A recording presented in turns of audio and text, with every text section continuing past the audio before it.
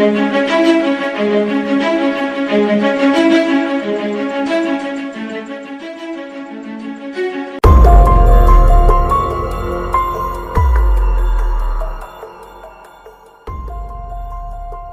kasus Brigadir J dan upaya Ferdi Sambo lolos dari hukuman mati.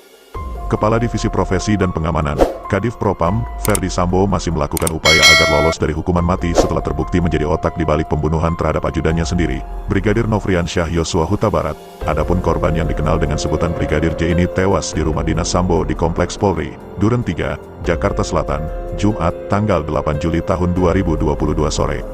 Ia meregang nyawa setelah Sambo memerintahkan ajudannya lainnya, Richard Eliezer Pudihang Lumiu atau Barada E, menembak Yosua. Setelah itu, Jenderal Bintang 2 tersebut ikut melepaskan timah panas ke tubuh sang ajudan hingga tewas di rumah dinas tersebut. Divonis hukuman mati dalam proses persidangan, Sambo dinilai terbukti secara sah dan meyakinkan bersalah melakukan pembunuhan berencana terhadap Brigadir J.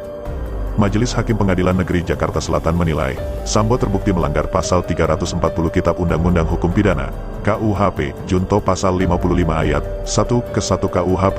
Selain Sambo, Putri Chandrawati, Ricky Rizal, Richard Eliezer, dan Kuat Maruf dinilai turut serta melakukan pembunuhan tersebut. Khusus Ekskadif Propam itu juga terlibat obstruction of justice atau perintangan penyidikan terkait pengusutan kasus kematian Brigadir J.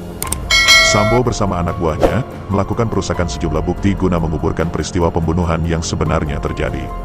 Ajukan banding dan kasasi tak terima divonis mati, mantan polisi dengan pangkat Inspektur Jenderal, Irjen, itu lantas mengajukan banding ke Pengadilan Tinggi DKI Jakarta. Bukan mendapat keringanan, PT DKI turut memperkuat putusan yang telah dijatuhkan oleh Majelis Hakim PN Jakarta Selatan. Tidak berhenti sampai di situ, Ferdi Sambo pun mengajukan upaya hukum lebih tinggi ke Mahkamah Agung.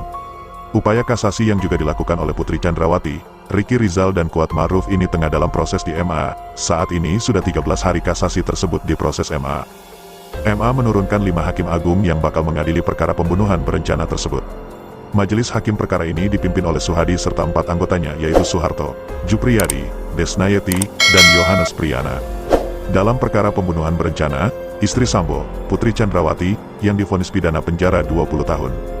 Lalu, mantan ajudan Sambo, Richard Eliezer, dijatuhi hukuman pidana penjara 1 tahun 6 bulan. Selain itu, mantan ajudan Sambo lainnya, Ricky Rizal atau Bribka RR, divonis pidana penjara 13 tahun. Kemudian, asisten rumah tangga Sambo, Kuat Maruf, divonis pidana penjara 15 tahun. Setahun setelah kematian Yosua, 6 anak buah Ferdi Sambo yang terlibat perkara obstruction of justice masih mendekam di penjara. Mereka adalah Hendra Kurniawan yang dijatuhi divonis pidana penjara 3 tahun dan denda 20 juta rupiah subsidiar 3 bulan kurungan. Kemudian, Agus Nurpatria divonis pidana penjara 2 tahun dan denda 20 juta rupiah subsidiar 3 bulan kurungan. Lalu, Cak Putranto divonis pidana penjara 1 tahun dan denda 10 juta rupiah subsidiar 3 bulan kurungan. Berikutnya, Baikuni Wibowo divonis pidana penjara 1 tahun dan denda 10 juta rupiah subsidiar 3 bulan kurungan. Selanjutnya, Arif Rahman Arifin divonis pidana penjara 10 bulan dan denda 10 juta rupiah subsidiar 3 bulan kurungan.